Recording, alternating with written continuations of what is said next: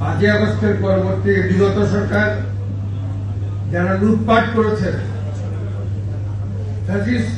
17 বছর ধরে যারা ফ্যাসিজম এদেশে চালু করেছেন, এই ফ্যাসিবাদী সরকারের প্রধান শেখ হাসিনা এবং এর সালমরা এই ব্যাংকগুলোর টাকা লুটপাট করেছেন। এই লুটপাটের সাথে বাংলাদেশ ব্যাংকের যারা দায়িত্বে রয়েছে তারাও কিন্তু জড়িত। তারা নহলে এত কোটি কোটি টাকা পাচার হতে পারত না। সেজন্য আমি ফ্যাসিবাদী সরকারের প্রধান শেখ হাসিনা, যিনি এখন নির্লজ্জভাবে আবার সেই দিল্লিতে কথা বলতে চান, তার বিরুদ্ধে আবারও সোচ্চার হওয়ার জন্য আপনাদেরকে আহ্বান। 5 আগস্টের পরবর্তী পর্যায়ের কথা হচ্ছে, 5 আগস্টে একটা সরকার এসছে মাত্র 4 মাস।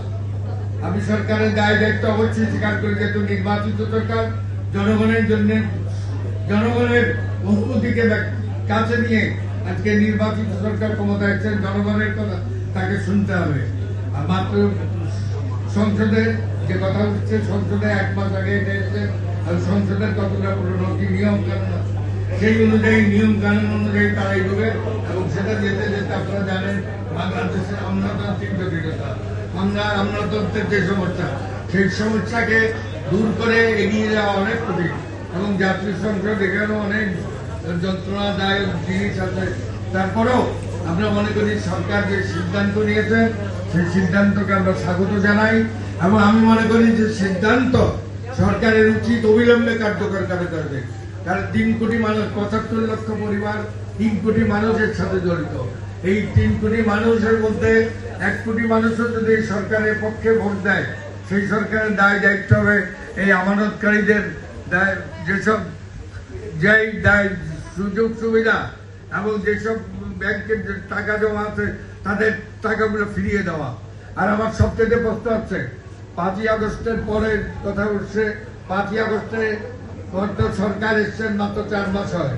আপনাদেরকে সবাইকে বুঝতে হবে যে একটা সরকার বেশি দিন মাত্র ক্ষমতায় আসার পর এগুলা কার্যক্রম চালু করা, এগুলো বহু ব্যাপার। তারপরেও সমৃদ্ধ ইসলামী ব্যাংক চালু করেছে। আমি মনে করি সরকারের প্রথম উচিত হবে ফ্যামিলি কার্ড, শিক্ষাবৃত্তি, উপবৃত্তি, সমাজ কল্যাণ বৃত্তি, যেসব বৃত্তি এই ব্যাংকগুলোর মাধ্যমে যদি চালু করে, ব্যাংকগুলো কিন্তু চালু হয়ে যায়। আমি জানি না কেন বাংলাদেশ ব্যাংকের গভর্নর এইসব চিন্তা ভাবনা থেকে দূরে আছেন। ইমিডিয়েট এইসবগুলো চালু করেন এবং প্রাইজ ফান্ড থেকে শুরু করে সঞ্চয়পত্র সব এই 5টি ব্যাংকের মাধ্যমে, সমৃদ্ধি ইসলামী ব্যাংকের মাধ্যমে আমাদের, আমি মনে করি যে ব্যাংকগুলা দ্রুত চালু হয়ে যাবে। কারণ আপনি যদি 5,000 টাকা সঞ্চয়পত্রের টাকা পান বা প্রতিদিন বৃত্তির টাকা পান, সেই টাকা তো আপনি একদিনই 5,000 তুলতেন না, 2,000 টাকা তুলতেন, হয়তো আরেকদিন 2,000 তুলবেন, সেই টাকাগুলো রোলিং থাকবে।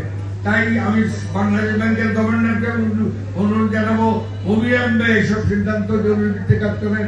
আমাদের অর্থমন্ত্রী, চট্টগ্রাম অর্থমন্ত্রী, তাকে অনুরোধ করবো এইসব সিদ্ধান্তগুলোকে অবিলম্বে বাস্তবায়ন করবেন।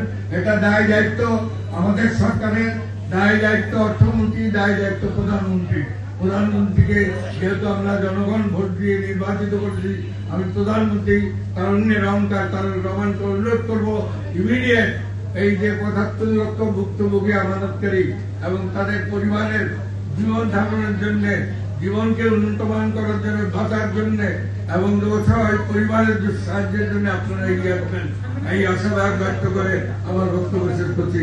আপনাদের সবাইকে ধন্যবাদ।